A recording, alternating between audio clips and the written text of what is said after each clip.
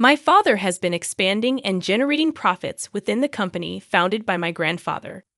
Recently, he promised to transfer a luxurious villa, a mansion, to me. However, I've come to the realization that what's rightfully yours should also be mine as your husband. This mansion is now mine, and I plan to hire you as a housemaid. If you're not on board with that, well, you can always consider divorce. As it turns out, despite the mansion supposedly being in my name, my husband had clandestinely inscribed his own name on the legal papers. Does he genuinely believe that's acceptable? Does he comprehend the potential consequences of such actions? My name is Aaron, and while I don't intend to boast, I was born into a wealthy family. My father, the CEO of several companies, inherited the business from my grandfather, who initially started a small shop repairing and selling TVs and music systems. Over time, the company flourished, expanding into various branches and diversifying into the IT sector. My father's foresight, selling computers and accessories before they gained widespread popularity, proved to be a lucrative move. Besides IT, he ventured into real estate, collaborating with local businesses and actively contributing to community development. My mother served as the vice president of the company, and after studying it in college, I joined the family business. Despite the outward appearance of affluence, we didn't live as extravagantly as portrayed in TV dramas. My father believed in instilling good values, rejecting the notion that spoiling a child aids in their responsible growth. Our family home was spacious, and we had a maid, but as a child, I actively participated in household chores. Dining at fancy restaurants occurred infrequently, and our international travels were limited to once a year, with the majority being local trips. My school life seemed quite ordinary, and it would have been challenging for anyone to guess that my family was affluent. Due to my unassuming demeanor, I dated guys within my age group, just like any other girl. Among them, Michael, who later became my husband, was one of my colleagues at the same workplace. During those times, I worked as a sales representative and office manager at an IT-related shop, and Michael was also a sales rep there. I chose not to disclose that my father was the CEO to my coworkers, making it easier for Michael to approach me. I noticed that he was straightforward and had no reservations. Although I didn't seek extravagance, I'd always suggested places within Michael's budget. During our dates at restaurants, he would order generously, explaining that if there's extra, he'd eat it, opting for a cost-effective approach to enjoy a hearty meal. Some might have considered him a bit frugal, but I found it endearing. Unbeknownst to him, I earned several times more than he did, content with my fair compensation for the responsibilities I held. I unconsciously became accommodating. Michael, always keen on budget-friendly ways to satisfy his appetite, received my gestures with gratitude. During our dates, I'd often bought extra food or thoughtful gifts, knowing he would appreciate them. When shopping for clothes, I would add extra socks for him. And on occasions when I got a new bedspread, I'd include pajamas and a pillow for him. I genuinely enjoyed making him happy. Even when visiting his home, I willingly cooked for him and took care of the cleanup. Out of the blue, Michael proposed to me one day, expressing that there was no one better than me. At that moment, I hesitated, harboring reservations. After all, my father was the CEO of a major company, and he held a prominent position at my current workplace. I feared that if Michael were to discover this, he might reconsider our relationship. Deciding to take Michael to my parents' home for the first time, I aimed to introduce him to my family and disclose everything about our background. If he accepted it all, I would be more than willing to marry him.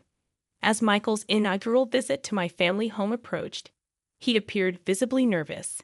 However, my dad, though strict on occasion, generally exuded a calm demeanor. When I presented Michael as the man I was contemplating marrying, my father welcomed him with a warm smile, alleviating some of Michael's tension. Although surprised to learn about my father's CEO status, Michael managed to navigate the visit smoothly with my father's supportive demeanor. Upon leaving the house, Michael exclaimed about the enormity and magnificence of the residence, expressing gratitude for my father's kindness. He even suggested that we could get along well. When I casually mentioned my dad's ownership of additional buildings and a vacation home, Michael appeared more astonished. Despite the revelation, he resolved to marry me, the daughter of such a prominent man, and I agreed wholeheartedly. Eventually, we became a married couple. However, something bothered me. At the moment of accepting his proposal, I noticed a slightly mischievous grin on Michael's face for a split second. Dismissing it as his quirky way of smiling, I didn't dwell on it, but perhaps had I paid more attention, I could have averted the impending tragedy. As Michael and I moved into a typical, not overly luxurious apartment, he seemed to grasp the significance of my father's status. Yet I never explicitly disclosed my income, maintaining a modest lifestyle. Gradually, Michael's demeanor changed after settling in. While I balanced work and household responsibilities, he started demanding more. One evening, as I prepared dinner, he asked, "What's for dinner tonight?" In response, I informed him that I had prepared his favorite curry rice. However, to my surprise, he appeared dissatisfied as he sat on the sofa. Letting out a sigh, he expressed his desire for something like a prime beef steak once in a while. This caught me off guard, as he had never complained about my cooking before. I pointed out that prime beef was quite expensive, but he clicked his tongue in annoyance, insisting that, considering my father's earnings, indulging in prime beef occasionally should not be a big deal. Reluctantly, I agreed to get prime beef for the next day. Michael smirked, stating that we should be able to enjoy such things normally from now on. While my salary could afford such luxuries, my previous lifestyle had instilled a reluctance to spend so extravagantly.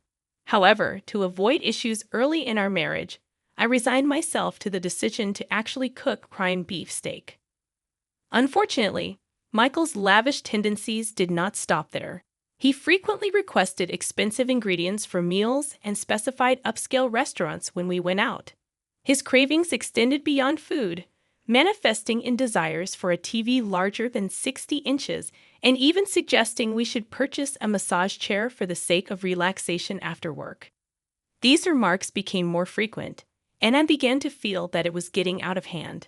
I questioned the need for such extravagant items, expressing my concern about the expenses involved. Frustrated, I finally retorted, asking him if he thought we were made of money. I challenged his extravagant lifestyle, stating that living so lavishly was unnecessary. In response, Michael made a displeased face and clicked his tongue again, expressing his discontent. He argued that, as the husband, he contributed to the household expenses and insisted that I should listen to him. However, his statements puzzled me, as his contributions, while appreciated, did not amount to a lavish sum. In fact, I contributed more, a fact I never disclosed to him. Despite my substantial financial input, he made these assertions without hesitation. This change in Michael's behavior left me questioning his mindset. He was not like this before, and I couldn't comprehend why he had changed at that moment. I found myself in a state of confusion, unable to comprehend Michael's recent behavior. In response to his audacious requests, I decided to temporarily appease the situation by telling him, "All right, I'll think about it." Little did I know that the explanation for his bold behavior would become apparent just a few days later. On that particular day, my father summoned me to the office of our shop where I worked, claiming that he had something important to discuss. While Michael was engrossed in his work, my father entered the office and initiated a serious conversation. He expressed uncertainty about how much longer he could continue as the CEO and hinted at the possibility of me taking over in the future. Furthermore, he mentioned transferring the vacation home to me. This vacation home, briefly mentioned to Michael earlier, resembled a large lodge located about a 30-minute drive away. It was a place where my father used to host gatherings with town shop owners, under the guise of meetings. Although such meetings were no longer held, the house was consistently ready to be lived in, maintained by a housekeeper. My father offered me the freedom to use the vacation home however I wanted. This proposition left me torn. as I had no concrete idea of how to utilize such a property.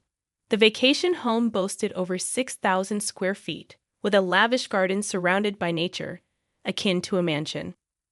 Lacking the social connections to host significant parties, I contemplated keeping it as an asset. I conveyed to my father that I would positively consider his proposal but needed more time to make a decision. He assured me there was no rush and left a contract on the desk before departing the shop. Returning home after work, I leaned towards accepting the mansion, intending to give it further thought the next day. However, the following day brought an unexpected turn of events. Upon arriving at work, I discovered that Michael, who typically arrived before me, was absent from the shop. Intrigued, I entered the office only to find him there. Instinctively, I asked, "What are you doing here?" To my surprise, he flashed a document in my face, stating, "I overheard the conversation about the mansion yesterday. Sounds like an amazing deal, right?"